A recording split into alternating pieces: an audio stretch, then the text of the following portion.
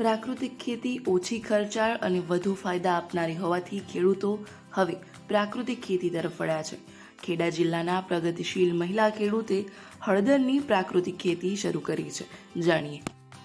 મારું નામ મનીષાબેન જિગ્નેશભાઈ ભોઈ, ગામ સંધાણા, તાલુકો માતર, જિલ્લો ખેડા. થી આ પ્રાકૃતિક ખેતીમાં જોડાયેલું છે ને હું કરું છું 3 વર્ષથી. મારી પોતાની જમીન નથી, હું રેન્ટ પર લઈને કરું છું.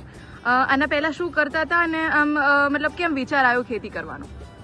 આના પહેલાં તો હું હાઉસવાઈફ જ હતી, પણ અમારા આજુબાજુ મેડિકલ ઇસ્યુ અને પર્સનલી મારી ફેમિલીમાં પણ મેડિકલ ઇસ્યુ ઘણા છે અને એમાંય વંધ્યત્વનો પ્રોબ્લેમ બહુ છે. એમાં મારે પોતે જ મારી બેબી પછી 9 વર્ષે બાબો છે, મારી બેનને મેરેજ પછી 9 વર્ષે અને ત્રીજી બેનને પાછું મેરેજ પછી 9 વર્ષે.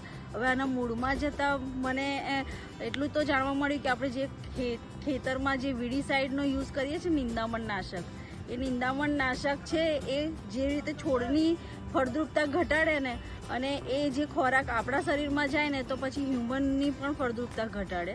અને આ મોસ્ટલી મોટાભાગના બીમારીઓમાં આ જે રાસાયણિક ખાતરો અને પેસ્ટિસાઇડનું પ્રમાણ બહુ જ વધારે છે એ મૂળમાં મને જાણવા મળ્યું ને એના લીધે મને આ ખેતી તરફ વળવાનું મળ્યો. બરાબર. અત્યારે તમારે શું ખેતી છે અને શું ઉત્પાદન મેળવો છે એમાંથી? મને હળદરની હું ખેતી કરું છું છેલ્લા 2 વખતથી.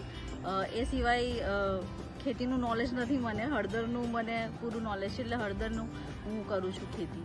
અચ્છા, હળદરનું આપણે વેચાણ રહ્યું એ કેવી રીતે કરો તમે? હળદર હું પોતે જાતે જ પકવું છું ને પછી એને ઘરે પ્રોસેસિંગ કરું છું, બહેનોને ભેગા મેળવીને, અને એને હું ચિપ્સ કરીને એને સૂકવીને એનો પાવડર ઘરે જ કરું છું ને એનું પેકિંગ પણ જાતે કરું છું ને વેચાણ પણ ડાયરેક્ટ કસ્ટમરને જાતે જ કરું છું. પહેલી જ વખતે જ્યારે હળદર કરી ત્યારે મને વીંઘે 2 ટ્રોલી જેટલું ઉત્પાદન મળેલું અને મેં 60 મણ જેટલું એઝ અ બિયારણ વેચેલું અને 350 થી 400 કિલો પાવડર મેં જાતે જ વેચેલું. તે 350 રૂપિયા કિલો પાવડર, અને એમાંય પાછા બે રીતે વેચેલા કે હળદરની અંદર માતૃ ગાંઠ આવે, જેની મેઇન મૂળ ગાંઠ આવે, એનો મેં અલગ રીતે પાવડર કરેલો અને આંગળીઓનો અલગથી પાવડર કરેલો. એમાં જે આંગળીઓનો જે પાવડર છે એ મેં 350 રૂપિયા કિલો, અને માતૃગાંઠનો પાવડર કે જેમાં કર્ક્યુમિનનું પ્રમાણ સારું હોય ને બીમારીમાં યુઝ થાય એ મેં 500 રૂપિયા કિલો વેચેલું હતું. શું ખર્ચો ને પડતો હોય છે ખેતીથી લઈને પ્રોસેસિંગ સુધી એક વીઘામાં અંદાજે? ખર્ચો તો આપણે આમાં પ્રાકૃતિક ખેતીમાં ખાતરનો ને એનો ખર્ચો ઘણો ઓછો થાય, પણ એની સામે લેબર કોસ્ટ અને નિંદામણનો કોસ્ટ ઘણો વધી જાય છે.